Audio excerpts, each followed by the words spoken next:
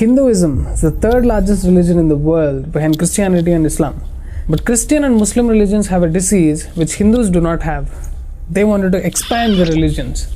Hindus do not have this disease because in this religion there is no concept of forcing others or converting others. Well, I'm not here to compare religions. I'm here to talk about the disease of Christianity and Islam. In Islam, there is a strategy for turning the entire world into Islam.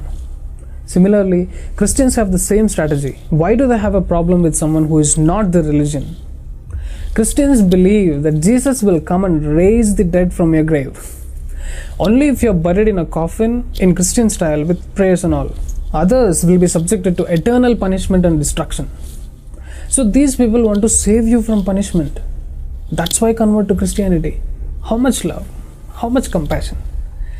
We have seen this display of love and compassion through colonization, Goa Inquisition, rape, murder, wars, and all kinds of crime has been done by Christians in the name of love, peace and compassion. Your love and compassion is atrocious. Nobody wants that.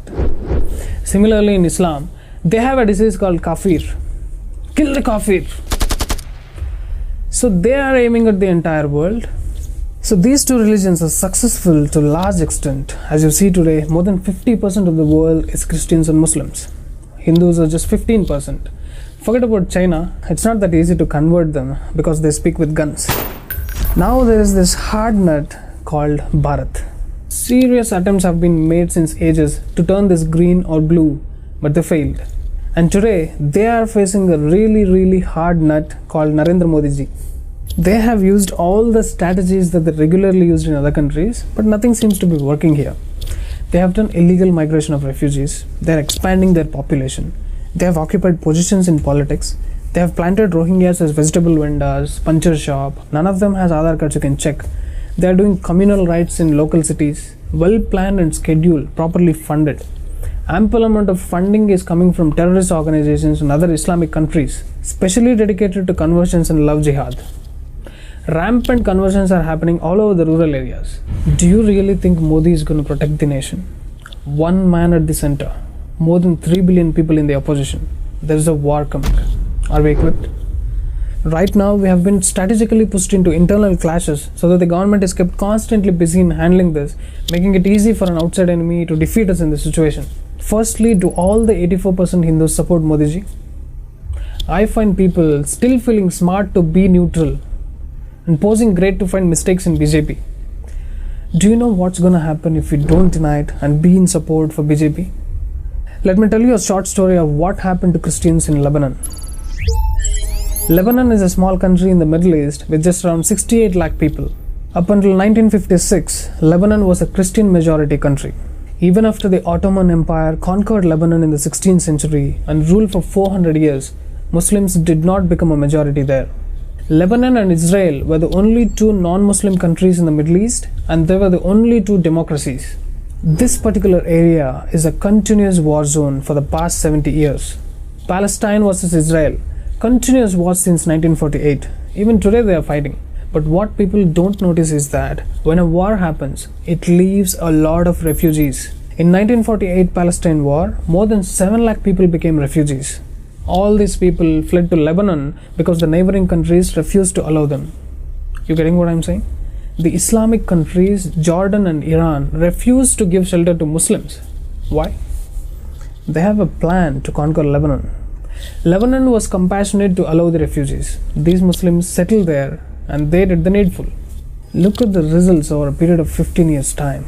They have done population explosion, occupying the positions of power in the democratic country, funding from terrorist organizations like PLO, projecting themselves as poor people, minority, victim card, and projecting the local Christians there as exploitative class, aggressive class, and finally dividing the democracy into left wing and right wing. Right wing obviously are the local people, rich people, and hence exploitative and democratic. Left wing obviously are the people who are poor people, helpless, the minority. Don't you think the similar thing is happening in India? Right wing and left wing politics. Here it is Hindus, there it is Christians. Do you understand why I clearly declared I don't belong to either right wing or left wing? These are labels invented by someone, don't tag me with this. Even the Hindu, Muslim, Christian are labels to create division and havoc. nothing else. What is important to be followed is dharma, not the religion. So the Christians in Lebanon couldn't recognize this happening silently just because they gave shelter to Muslim refugees. In 1975, Muslim population became 44% in Lebanon. They have started a civil war which went up to 1990, where the Muslim population became 54% and Christians were pushed into minority. How did they achieve this? Mass genocide of Christians, just like they have been doing this on Hindus here since 70 years. Democracy was totally shattered in 1991 in Lebanon. Terrorist organizations like PLO, Hezbollah, Hamas have taken the power of the state. In a matter of 15 years, a flourishing democratic state of Lebanon was turned into a terrorist land. If the local Christians of the Lebanon were alert to the happenings, they could have protected themselves, but they didn't take it seriously. If we people in India do not wake up and realize the danger of what's happening in the country, the exact same thing is going to happen to us. Can anyone guarantee that we are not going to become like one more Lebanon? Do you think your children's future is safe in this country? Do you want to leave the Gomatas into the hands of halal cuts? Are you not aware of the recent deaths of RSS and Bajrang Dal Karyakartas? Wake up, share this message to all. There's a war coming.